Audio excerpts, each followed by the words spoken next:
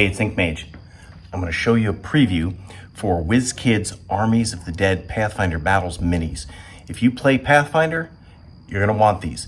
If you don't play Pathfinder, you're going to want these. Let's take a look. When I ran Skull and Shackles, the Pathfinder Adventure Path, I was so thrilled to have WizKids Skull and Shackle minis because it made the campaign that much better. Now, I'm not playing Pathfinder anymore. Right now I'm playing 5e D&D, but that doesn't mean that I won't find a lot of use for these minis. And I think the same can be said for you. So why don't we get in and take a close look? You know, and this time I'm going to take you right to my favorite mini. This is probably my favorite undead mini of all time.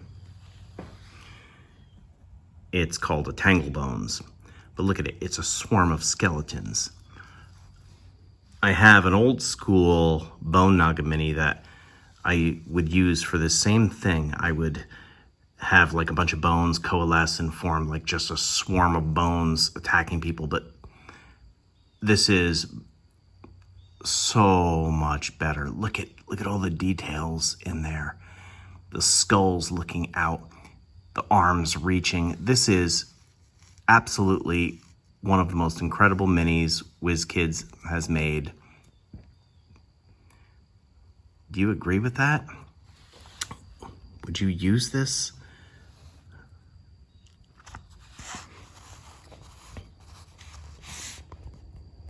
I love it. Here we have a Pale Stranger Revenant.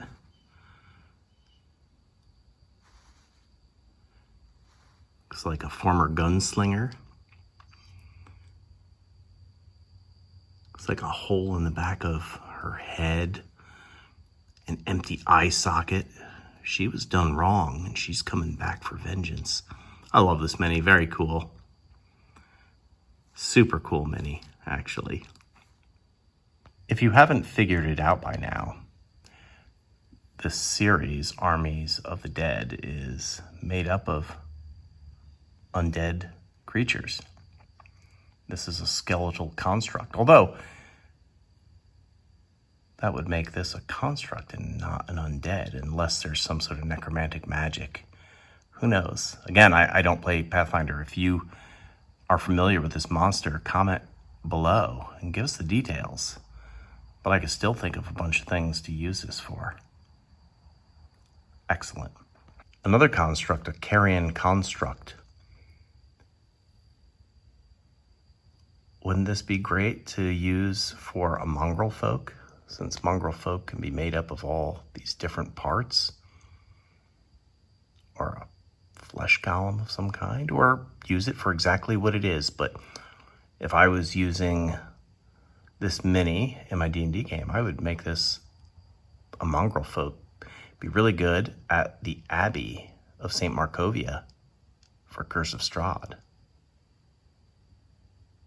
The bottom of this mini says Onryo. I don't know if that is a named character or if that's what this creature is. But what this mini is well done. Look at like the detail, that foot twisted inward, the dirty shift, the bound waist, the reaching hand. I like this one. I believe we've seen zombie crocodiles before, but how about a ghoul crocodile? You can tell it's a ghoul because it's got that trademark tongue sticking out. Now, you could just use it as a regular crocodile if you needed to, and that would be fine. But it's cool to use as a ghoul. Whether you're playing Pathfinder or D&D, this is a great mini. This is a Fellscar Fext, whatever that is. But look, he's got like ghostly manifestations coming out of his hands. A hood over his face. You know, if you're playing Pathfinder, fantastic. You can use these exactly for what they are. But if you're like me and you're playing a different version of the game, you can adapt them. I mean,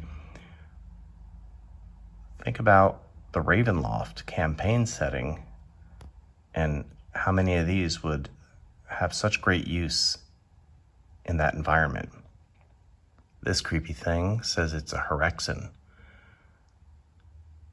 Looks like a tormented soul holding up a contract, looking for vengeance. But look at that ghastly face. It's actually kind of terrifying if you look at it. I mean, even if you are a hardened adventurer, I mean, if you're being honest and you see that coming at you, you might just soil yourself a little bit. Speaking of horrific faces, this fallen champion has some sort of large cat painted on its shield, and maybe it's wearing a large cat headdress. This could be used as a ghoul or a wight. And I say that only for those of you who are not playing Pathfinder. Again, if you're playing Pathfinder, beautiful. Use it for what it is, or whatever you want it to be. That's the beautiful thing about RPGs. You can make up stuff. It's good to do that because your players start to get an understanding and knowledge of all the monsters, so it's good to switch things up. This is Harlow Krant, Zombie Lord. I mean, he's got a disgusting face, so I'm going to assume that he's a zombie. Or maybe he's part of a cult and mutilated himself to look like a zombie, and he's a necromancer. A well-fed necromancer. Look at the good details, including the book.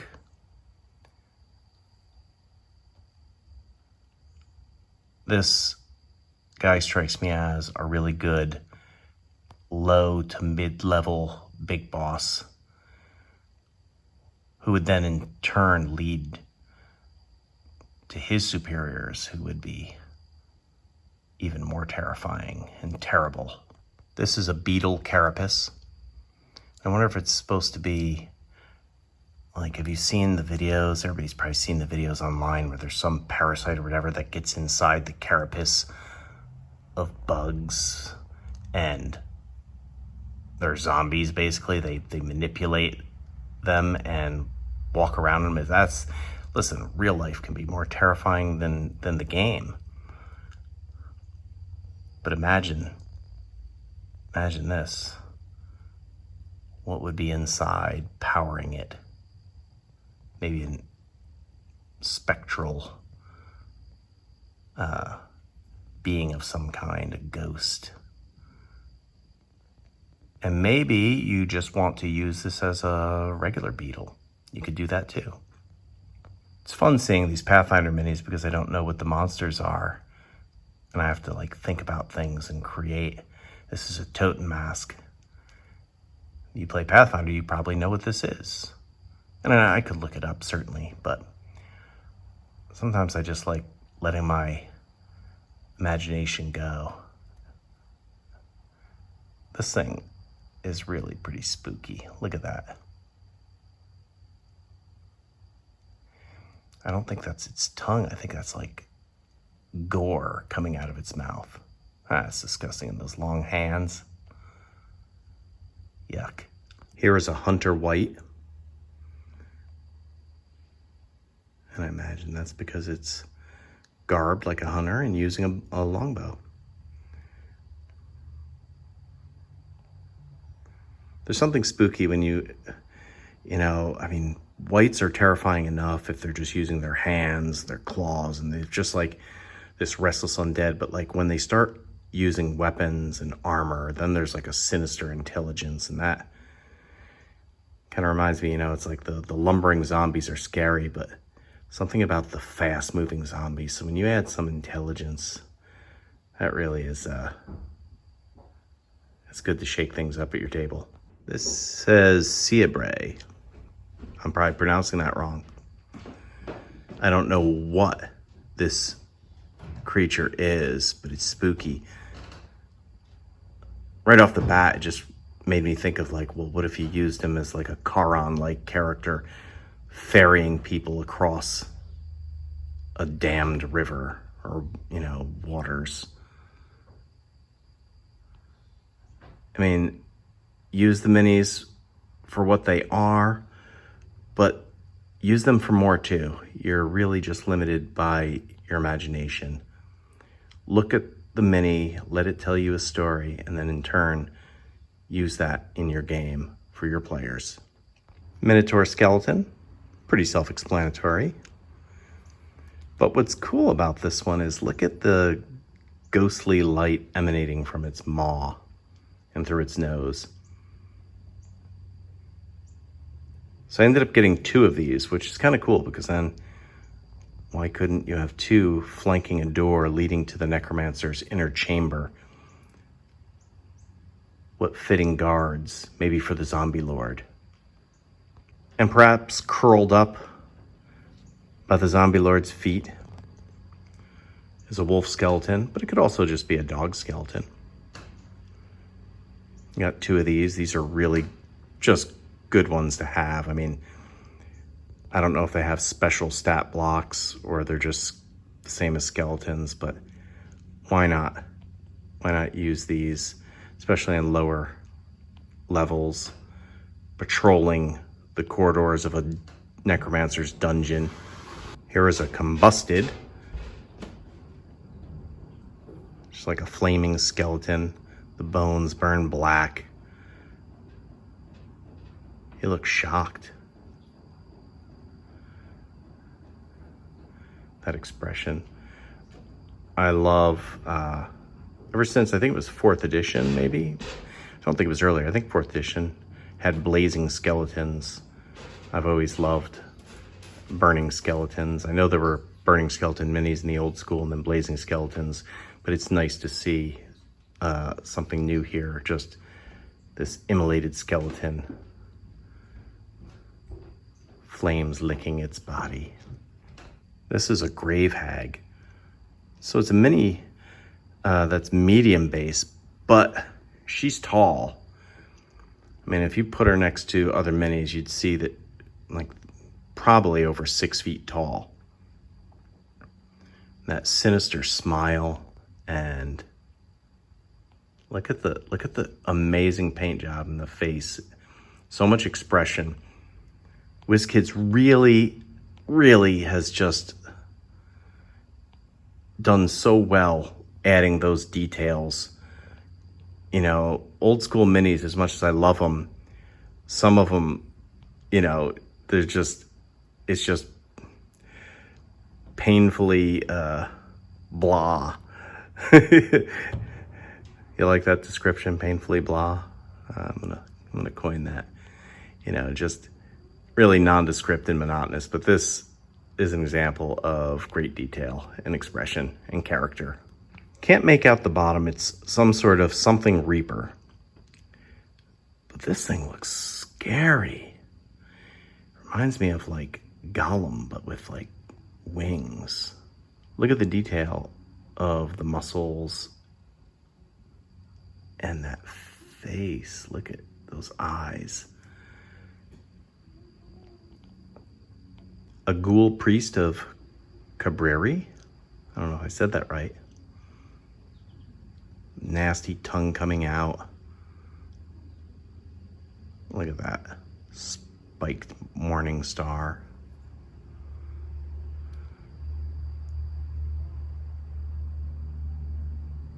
Cadaverous coloring. This is an ice mummy. But couldn't you just use this also as like a pharaoh or something? It's just a really tremendous mini, lots of detail.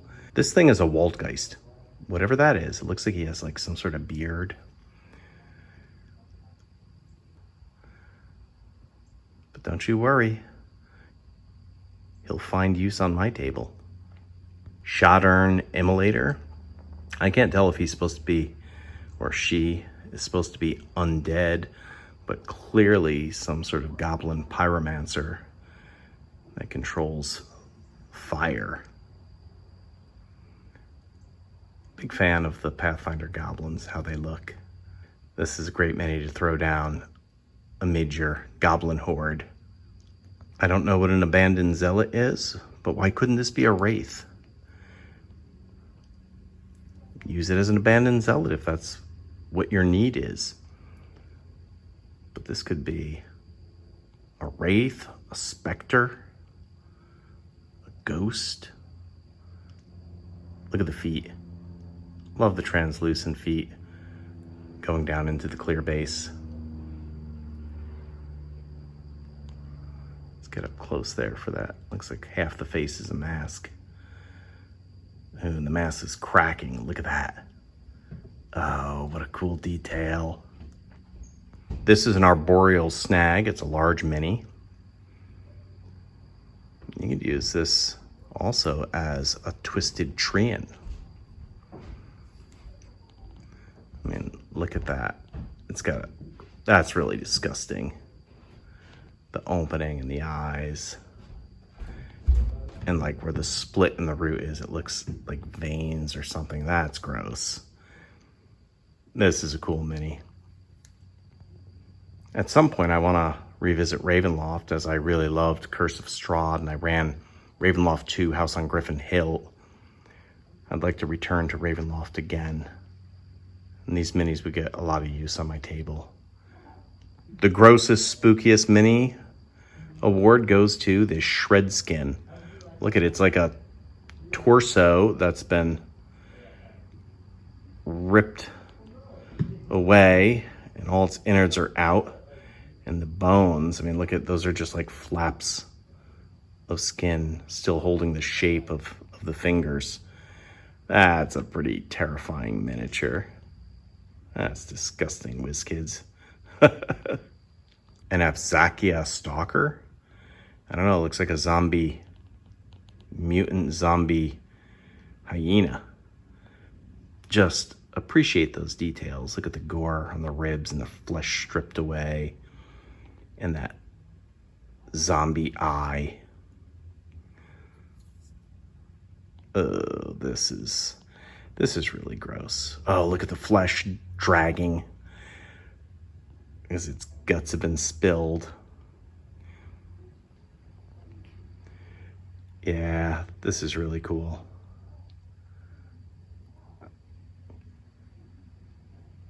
Really good detail. Speaking of detail, the absolute glorious detail on this zombie Cyclops. Its innards coming out. Look at the face. Look at the eye. And the muscles. Oh, the tendons. And this is really gross. Oh, look, it's pauldron, right? I think that's a pauldron, the thing on the shoulder. Looped into the flesh itself. This is terrific and disgusting. These are really some gross minis, but they're what fun to put down on your table to terrorize your players with. I don't know that I'm going to say this right. Yamaraj, Psychopump. What the heck? I don't know what this is. But I mean, it could be used as a wyvern or some sort of legendary beast. I don't know yet what I'll use it for. But I mean, does this mean it's a name thing? Is that the name? And then what it is a Psychopump? What the heck is a Psychopump? Please, somebody let me know in the comments what that is. But this is on a huge base, so this is a much bigger mini than the others. Perhaps my next favorite mini after that Tangle Bones, aka Skeletal Swarm, is this mummy Cyclops. A big bosomed mummy Cyclops at that. Look at that face. Hang on, let me. And the armor and the rags. Maybe your characters visit some Cyclopean ruins and there's zombie Cyclopses, and then ultimately the mummy Cyclops. These look pretty good. So whether you play Pathfinder or D&D or Shadow Dark or Castle and Crusades or Savage Worlds or whatever, miniatures can always get a variety of use. And though I don't play Pathfinder, I use their minis on the table. In fact, I wish I had the Cyclops minis when I ran Skull and Shackles, because there were Cyclops. Hey, thanks for watching, and if you would, like, share, subscribe, tell your friends, follow me on Instagram for some extra XP.